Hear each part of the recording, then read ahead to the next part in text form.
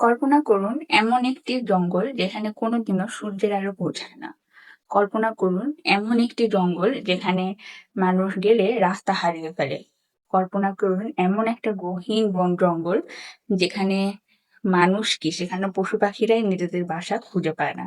তো এরকম একটা জঙ্গলে মানুষরূপী রাক্ষস বাস করত, যে নিজের প্রতি নিজে রাগ করে প্রায় 1,000 মানুষকে খুন করার মতো প্রতিজ্ঞাবদ্ধ হয়েছিল।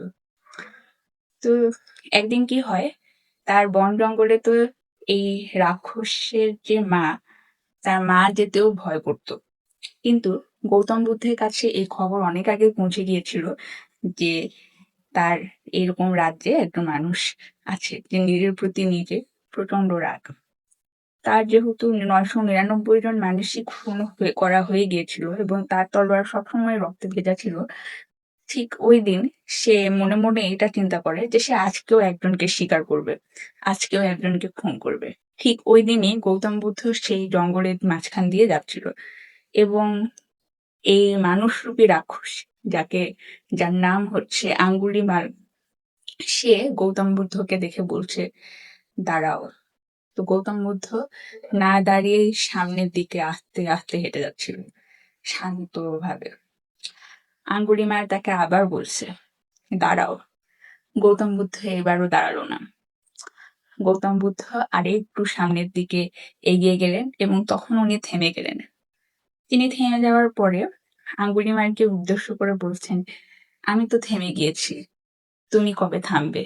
তোমার হাতের এই তলোয়ার কবে থামবে? ঠিক এই কথাটি আঙ্গুলিমালকে স্তব্ধ করে দেয়।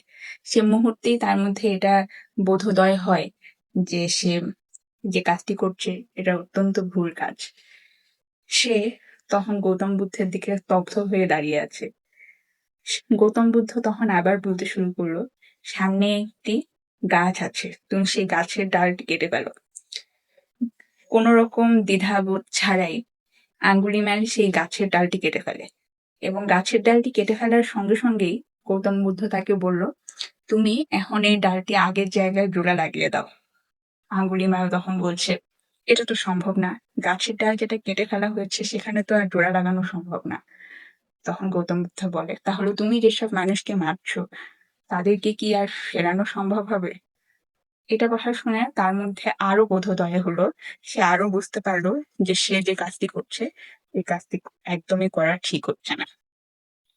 এরপর সে গৌতম বুদ্ধের কাছ থেকে দীক্ষা নিল, আরো অনেক শিক্ষা দীক্ষায় নিজেকে মাফ বা ক্ষমা করে দিল। সে এতদিন অতীতে যে পাপগুলো করে আসছিল এটার জন্য সে নিজেকে ক্ষমা করতে পারছিল না অনেক দিন থেকেই। এই কারণে সে একটার পর একটা মানুষকে খুন করে যাচ্ছিল। তো এই গল্পটা থেকে এটা শিক্ষা নেয়ার আছে যে নিজেকে ক্ষমা করতে শিখতে হবে। হয়তো অতীতে কোনো একটা ভুল আপনি করেছেন, কিন্তু নিজেকে যদি আপনি ক্ষমা করতে না পারেন তাহলে সেই ভুল আপনি আবার করবেন। কাজেই গৌতম বুদ্ধের এই স্টোরিটা থেকে আমরা এটা শিখলাম, আমাদের মধ্যে নিজেদের উপরে নিজের রাগ উঠবে, অনেক সময় অনেকের উপরে হিংসা বোধ থেকেও রাগ উঠবে, কিন্তু তারপরও এন্ড অফ দ্য ডে নিজের মানসিক শান্তির জন্যই নিজেকে ক্ষমা করে দিতে হবে এবং নিজের রাগকে কন্ট্রোল করতে হবে। নিজের রাগকে কন্ট্রোল করা সহজ বিষয় না। নিজের রাগকে কন্ট্রোল করার কিছু প্রসেস নিয়ে আমি নেক্সট ভিডিওতে অবশ্যই আপনাদের সামনে আসবো। আজকে এই পর্যন্ত, দেখা হবে পরের ভিডিওতে।